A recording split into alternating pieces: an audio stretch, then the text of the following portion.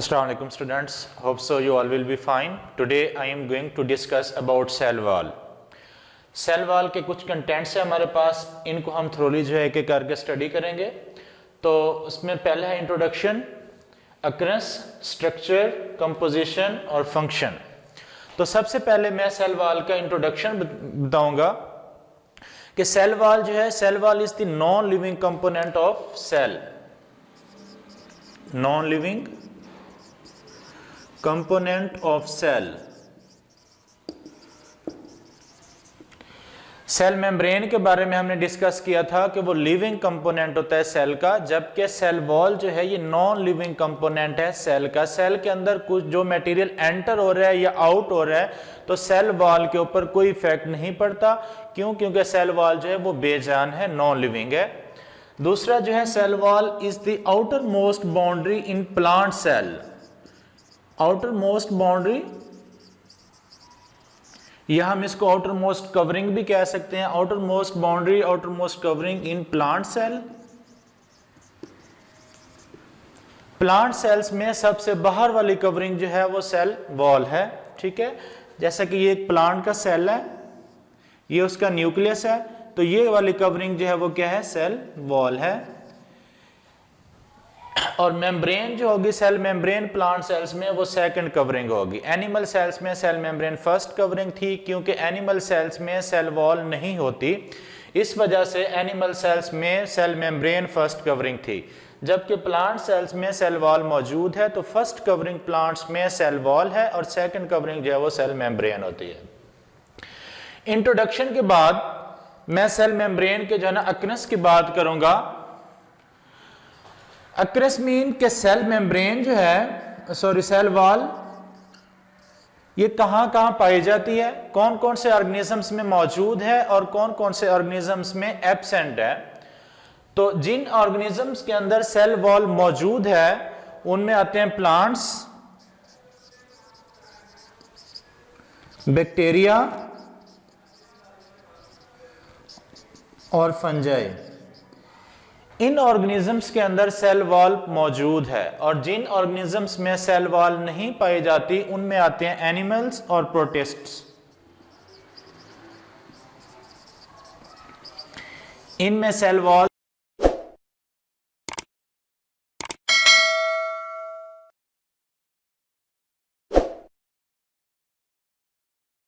जो है वो एब्सेंट होती है.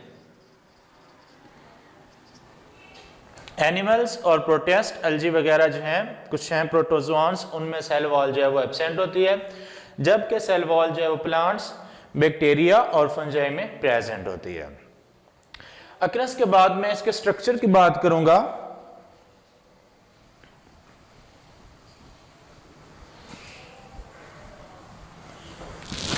Structure of cell wall.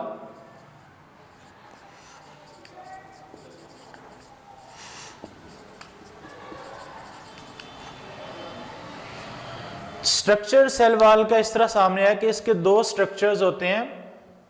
एक आउटर लेयर होती है सेल वॉल की, एक इनर लेयर होती है. आउटर लेयर को हम प्राइमरी स्ट्रक्चर कहते हैं,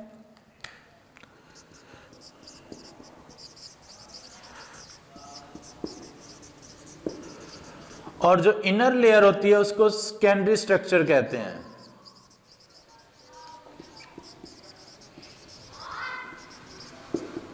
ये दो लेयर्स हैं सेल वॉल की. आउटर, बाहर वाली जो कवरिंग होगी, बाहर वाली जो लेयर है उसे प्राइमरी स्ट्रक्चर कहते हैं, और इनर साइड लेयर उसको सेकेंडरी स्ट्रक्चर कहा जाता है.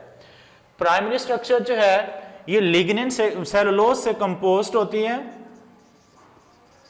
और जो कि सेकेंडरी स्ट्रक्चर है ये केमिकल लिग्निन से कंपोज्ड अप होती है. तो इसमें डिफरेंस भी आता है कि what is the difference between primary and secondary structure of cell wall. तो ये दो डिफरेंस बताएंगे कि प्राइमरी स्ट्रक्चर जो है ये आउटर कवरिंग है प्लांट सेल वॉल की, और सेकेंडरी स्ट्रक्चर जो है ये इनर कवरिंग है प्लांट सेल वॉल की. ये एक डिफरेंस हो गया. दूसरा डिफरेंस बताना है कि primary structure is mainly composed of cellulose and secondary structure is mainly composed of lignin. तो ये दो डिफरेंस इसमें बता देंगे. फिर आ जाता है प्लाज्मोडेस्माटा.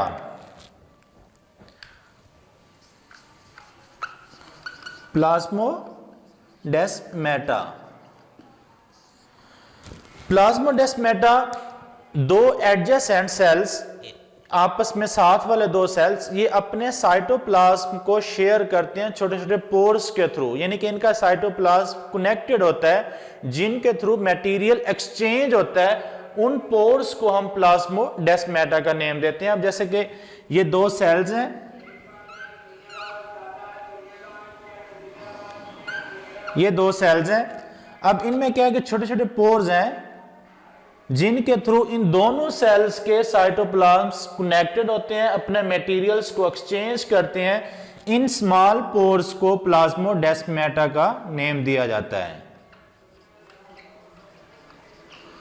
तो प्लाज्मोडेस्माटा को डिफाइन कैसे करेंगे कि there are small pores between two adjacent cells through which material exchange. तो आपस में जो दो सेल्स मटेरियल एक्सचेंज करते हैं जिन पोर्स के थ्रू, उन पोर्स को हम प्लाज्मोडेस्माटा का नेम देते हैं। स्ट्रक्चर के बाद मैं इसके कंपोजिशन की बात करूंगा।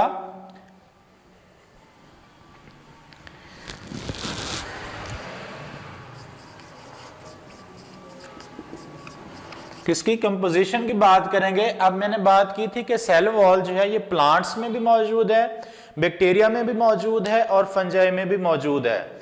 अब अगर प्लांट्स में है तो उसकी कंपोजिशन क्या है, किस चीज से बनी हुई है, प्लांट की सेल वॉल, बैक्टीरिया की सेल वॉल किस चीज से बनी हुई है, और फंजाई की सेल वॉल जो है वो किस चीज से बनी हुई है।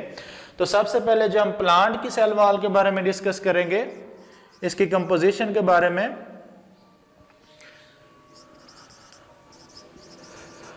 अब प्लांट्स में जैसा कि हमने देखा है कि दो स्ट्रक्चर होते हैं, एक प्राइमरी स्ट्रक्चर था और एक secondary structure.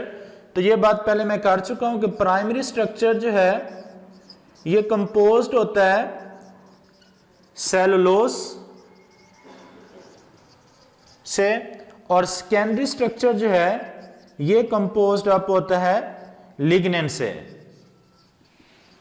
Cellulose lignin chemicals हैं। सेलुलोज जो ये कार्बोहाइड्रेट्स, कॉटन जो है इसकी प्योर फॉर्म है, कपास यूज किया कॉटन जो है वो इसकी प्योर फॉर्म है सेलुलोज की।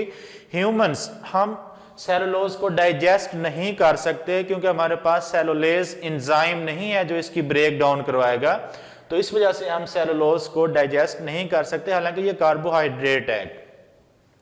और इसका सेकेंडरी स्ट्रक्चर जो है वो लिग्निन से कंपोज्ड अप होता है। ये तो था प्लांट्स में। अब अगर हम बैक्टीरिया की बात करते हैं, बैक्टीरियल सेल वॉल जो है ये कंपोज्ड अप होती है लिग्निन से, सॉरी पेप्टाइडोग्लाइकेन से।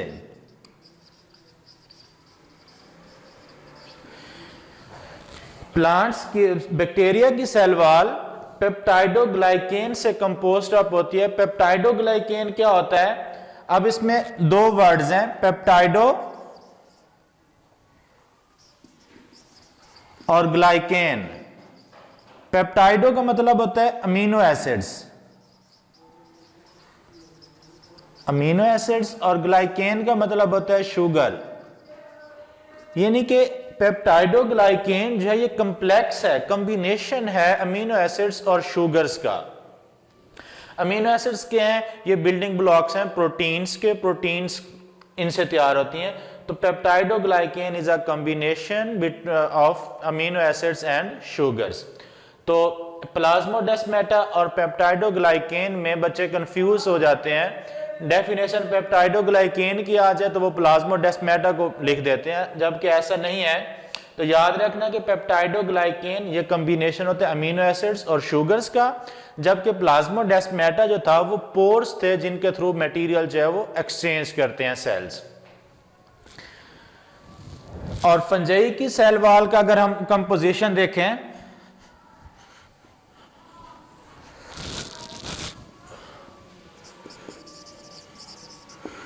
फंजाई की सेल वॉल जो है ये काइटिन से बनी हुई होती है।